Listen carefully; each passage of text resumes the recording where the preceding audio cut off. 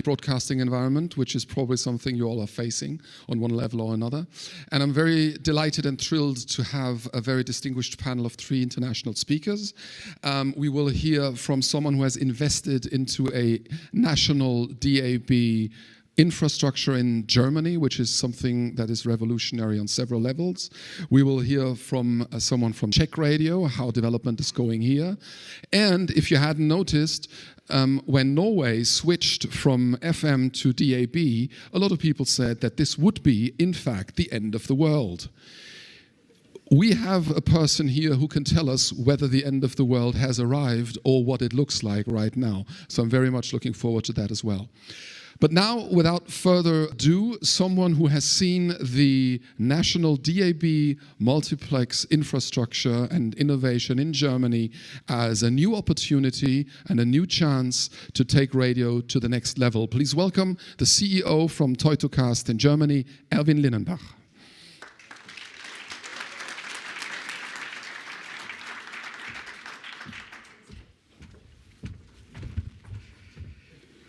So thank you very much for the invitation. First, sorry for my poor English. Second, I have to keep things black and white because we have only a few minutes. Third, I will talk about the private part of the broadcast system in Germany. You know that we have a strong public broadcasting system in Germany, but I have the chance only to talk about the private part. Normally, if someone is talking about DAB+, we are talking about technical topics and technical evolution against FM and so on.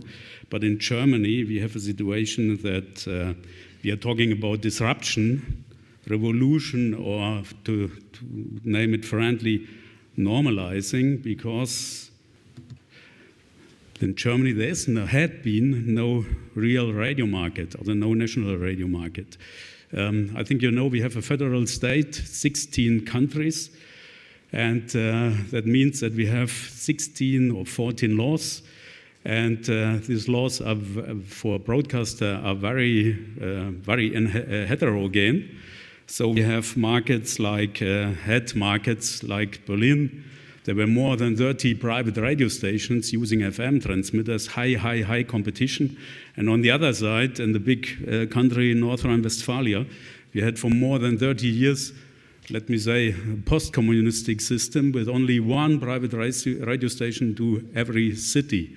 There was no competition at all, and so every country was different, and Bavaria different to Saxony, Saxony different to Hamburg, and so on.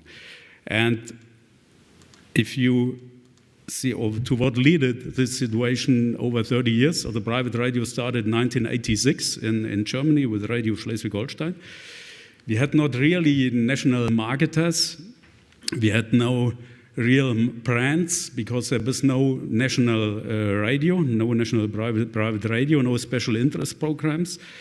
And worst of all, there were no real radio companies using radio as a known business. Most of these local, regional focused radio groups or radio companies were owned by newspapers, the local newspapers, that had a special interest in making or producing radio. And that led to, as I find, a very strange situation that the biggest economy in Europe, Germany, had only 3.54% of the ad market. The European average, more or less, is mostly 7%, but Germany always could only bind 3-4% of the money. That's a lot of money in Germany because we are such a big economy with 750, sometimes 800 million euros a year. But 3 or 4%, that's nothing, and the reasons I showed you before. And DAB, that's why DAB Plus is now really a game changer, and especially in the last decade, but more and more in the last 2 years, we can see a big change of the whole business in Germany. Meanwhile, for the more than 80 million inhabitants we have in our country, there are 2 national platforms with 4 public radios and 25 private nationwide radio stations, which are in competition against each other. We have new marketers in the market, like Ad Audio or Radiodays, company I'm one of the shareholders.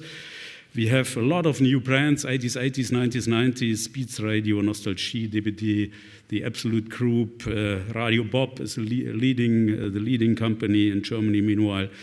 And we have a lot of new players that hadn't been before in this industry. For example, AIDA, the cruise ship company, the private radio company meanwhile, DPD, the delivery company, or Prelux, a manufacturer for painters. So a lot of brands are going in the radio industry, and more, or each third household meanwhile has one or more receivers in the use, and the numbers are growing very fast. And they are growing the fastest way in North Rhine-Westphalia, no surprise, because this big country, 18 million inhabitants, it's number 9 in Europe, almost double number of inhabitants to the Czech Republic, have now the chance to hear real radio, or the real private radio. Last year started a platform with 16 countrywide radio programs only for North Rhine-Westphalia, and there will be a call for tender this year for 5 more platforms. We will have a big competition in North Rhine-Westphalia. It had been like a desert for radio people for 30 years, as I explained before, and now I'm sure it will turn to a radio paradise, and it's leading, most of the receivers are sold meanwhile in North Rhine-Westphalia. And today starts in Saxony, here in the neighborhood where I live, in Saxony, in the neighborhood of the Czech Republic, starts more than 30 new radio programs. Today there's a start of a new platform. So we have nationwide, regional platforms in every of the 16 countries, and we have a lot of local platforms, and there are in some regions, especially in my city, in Leipzig, where I live, you can hear about 100 DAB programs end of this year.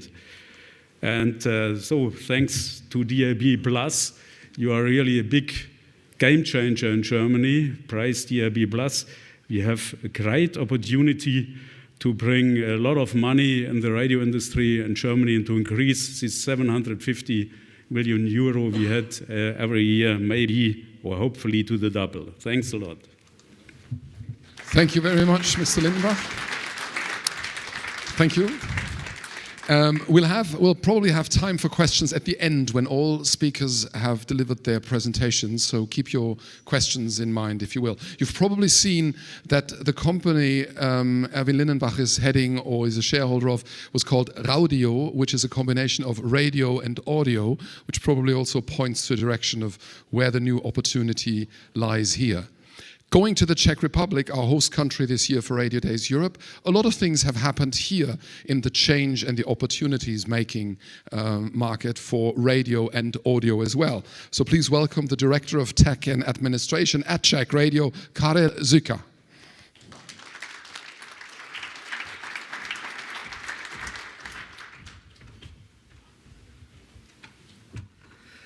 Hi everyone, thank you for the introduction. It's great to be here.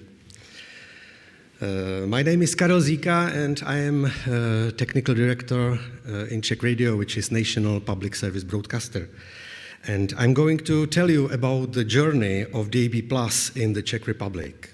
At the beginning, there was almost nothing. We started 8 years ago, and it was painful and difficult at the beginning. It was the year 2015, and there were only local DAB trials. There was absolutely no support from the state, and we had no budget for DAB. More of it, there was strong resistance of private broadcasters against DAB. But we had an enthusiasm and the will to find some solution, and in cooperation with České radiokomunikace, which is national telecommunication operator, we started the experimental broadcasting of DAB+. We used 20 kilowatt high power transmitter placed directly in the center of Prague. You can see it on the picture. And then, after about 2 years, we start to build the first nationwide DAB+ network in the Czech Republic. It was all about the budget, which we didn't have. So we found our own approach, found and developed our own approach, which consisted of 3 parts. The first, we used high-power, high-tower transmitters for effective coverage of a large area with only a few transmitters. And we combined it with small city transmitters placed directly in the cities, in the center of cities, for indoor coverage.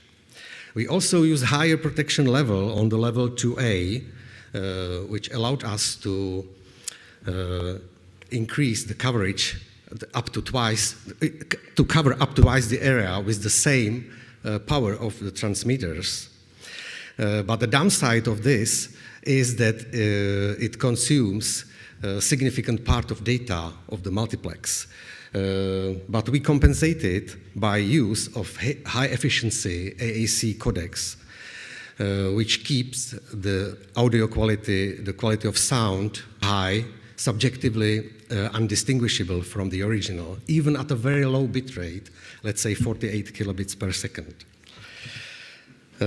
We divided the construction of the network into several stages.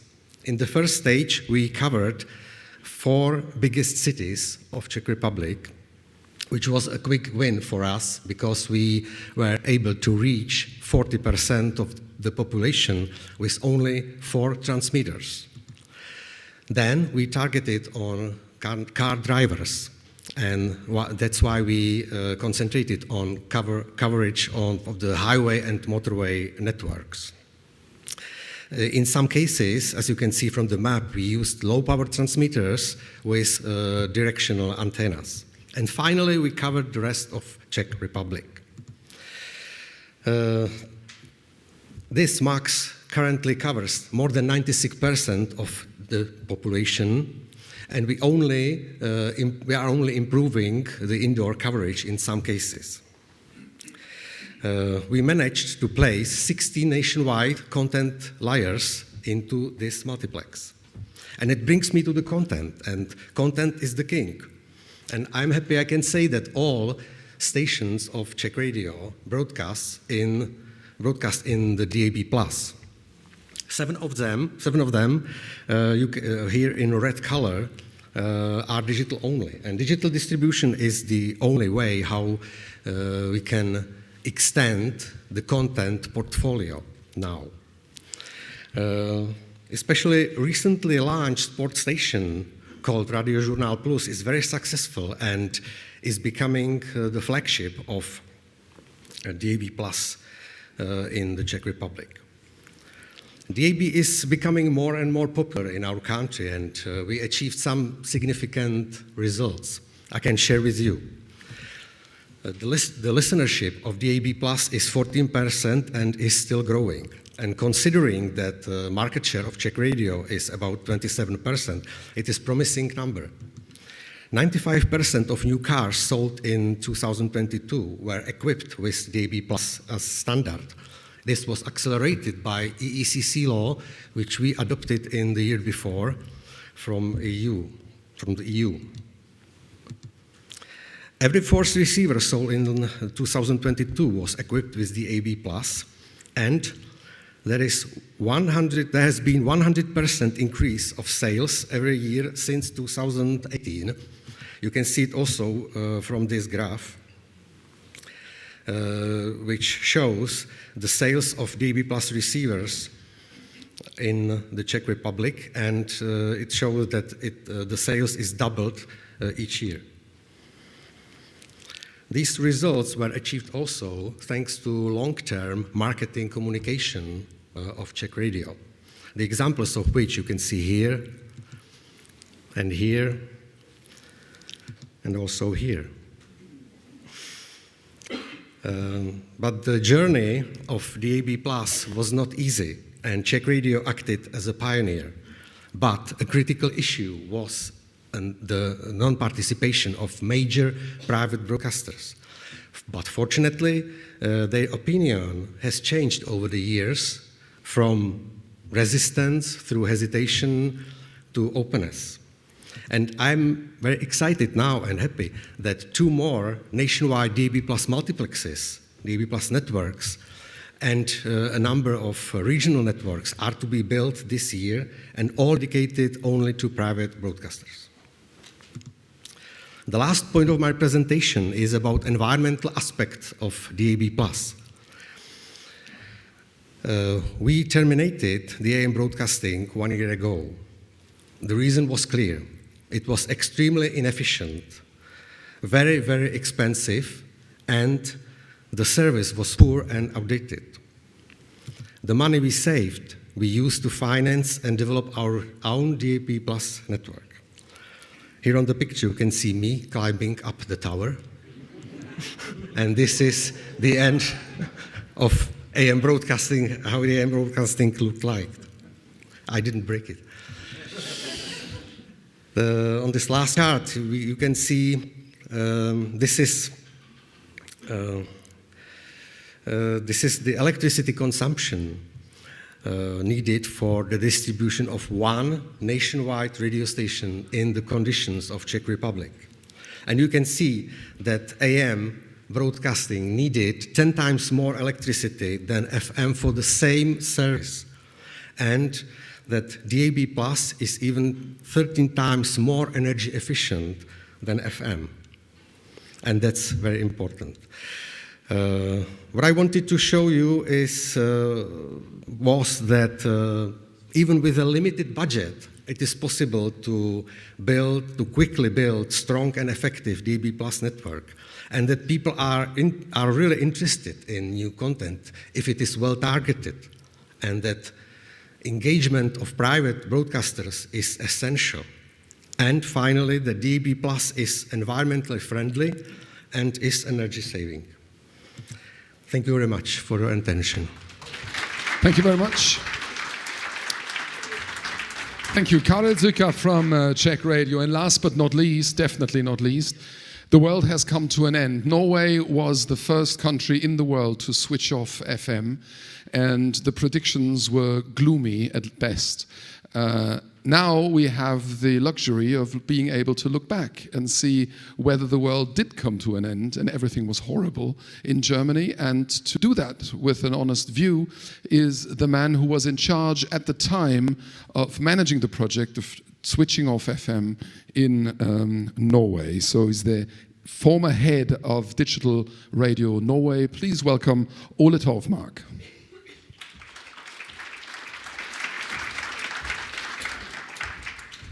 Thank you, Martin. It's good to see that so many people have come to hear me talk about Doomsday. Well, it didn't go that bad, actually. I can already now tell you that radio is actually still alive, but let's look a little bit closer to it. Just let me say a couple of words about myself. I've been working as a consultant now for 16 years, and the task as leading the Digital Radio Norway project was by far the most challenging one. And since that, I've been working with digitization 2.0, you can say, IP radio and hybrid radio, now working for Radio Player. And I'm also a member of the World DAB Steering Board.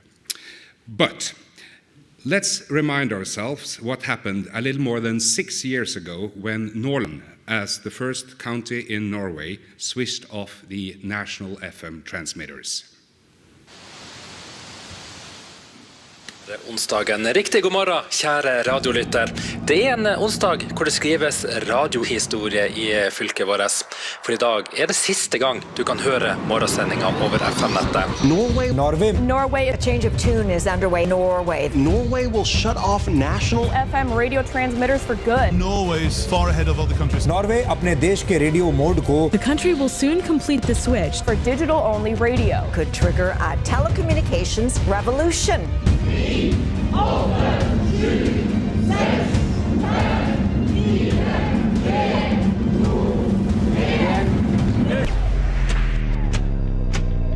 Vi høres på DAB+.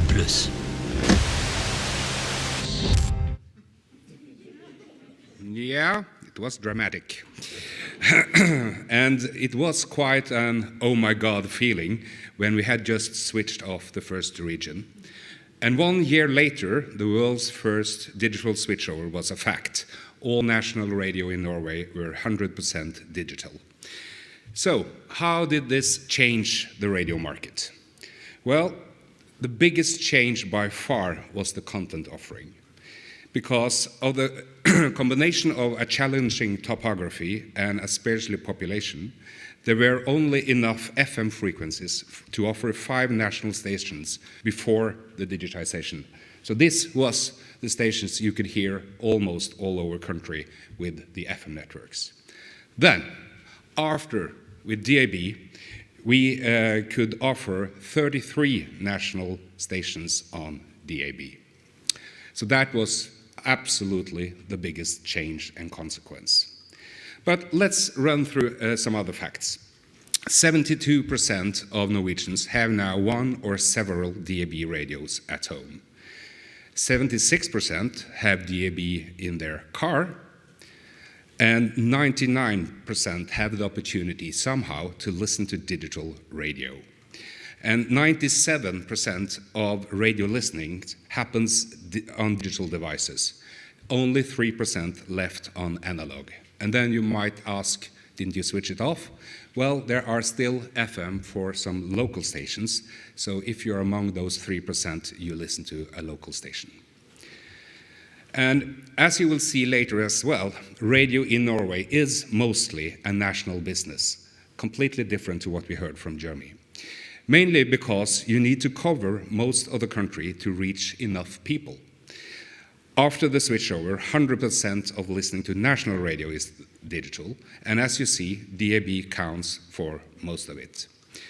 36% of the listenings happens now to new stations, stations that were never on FM. So people actually use also the new content. They really love it, and I think they bared with the old offering, but now they really love because they can choose what they want to listen to. And the coverage is great. It's close to 100% actually for the biggest network, which is the public service one. And this is important because we all want to save cost. And the cost of the national DAB networks that offer all these 33 DAB stations, they are at the same level as what we paid for 5 stations on FM previously. So a big change in terms of what you get for your money. And 57% of the listening happens at home and 17% in the cars, and you see the rest here. So a little bit more about local radio. There are now approximately 150 local stations on air. They are allowed to use FM until the end of 2026, primarily so they can finance the digitizations. Politicians have proposed to extend that FM licenses to 2030, which then is the same time as their DAB license expires. DAB normally provides more affordable distribution per station, but it requires that several stations can share a multiplex. So that's how DAB gets very cheap per station. But for most local radios in Norway, there are very few or no stations to share the distribution cost with. So they haven't had the same benefit as the national ones. Nevertheless, 70% of the local stations are now also broadcasting on DAB, largely thanks to support schemes from the authorities. 20% are DAB only, and 30% are still only using FM. And among the daily local radio listeners, 56% use FM and 43% uses DAB. And on the right here, you can see clearly how this has been developing also for local radio the last few years. But to really answer the question whether radio is still alive in Norway, let's look at the main listening figures. Yes, there has been a decline in the total radio listening the last decade, but nothing compared to other traditional media channels. Weekly listening is close to 80%, daily listening is just below 60%. And local radio gained slightly just after the national stations left FM, but has since leveled off, and in general, local radio has plus minus 10%, of which almost half is also digital. And perhaps even a more certain sign of the overall state of Norwegian radio are the financial figures. After the switchover, there was a few years with lower turnover. Commercial radio struggled with radio's reputation after all the fuss and debating surrounding the switch-off. And then the pandemic hit. But radio made a strong comeback in 2021, which also has continued into 2022. And the turnover for local radio has been fairly stable over the past 5 years. And if we look at the profit, we can really see how national radio is doing well now with a record result in 2021. And even though the figures aren't official yet, I also know that it turned out really good in 2022 as well. And for local radio, the economical results are plus minus 0, like it has been for many, many years. So how did this happen? Why did we manage to have a successful switchover? Well, the 5 C's are all very important in explaining why the digital switchover was a success. It all started with and was made possible because of the long-term and unique collaboration between the broadcasters. They all believed in a digital future, but also the importance of broadcasting for years to come. Broadcasting gives radio a unique distribution advantages and competitive protection against big international tech giants. But collaboration was also a key word in relationship with the government, the electronics trade, the automotive industry, and other stakeholders. Then content and coverage. They go hand in hand and are quite obviously actually. The listeners need motivation to invest in new equipment. And the main motivation is content, more content. And of course, you need coverage to make sure that the new equipment works and provides a good user experience. Good communication is a key, I think, to any big technology shift, and the digital switchover were backed by all the big broadcasters, and that obviously gave us a lot of opportunities to reach out to the population widely. And a close dialogue during the whole project with politicians and all the other stakeholders were also crucial. And in the end, before we and during the actual switch off, we sought to get as close as possible to the listeners. We were touring the whole country and used that to create user stories in local and social media. The only C we didn't actually had working for us were the cars.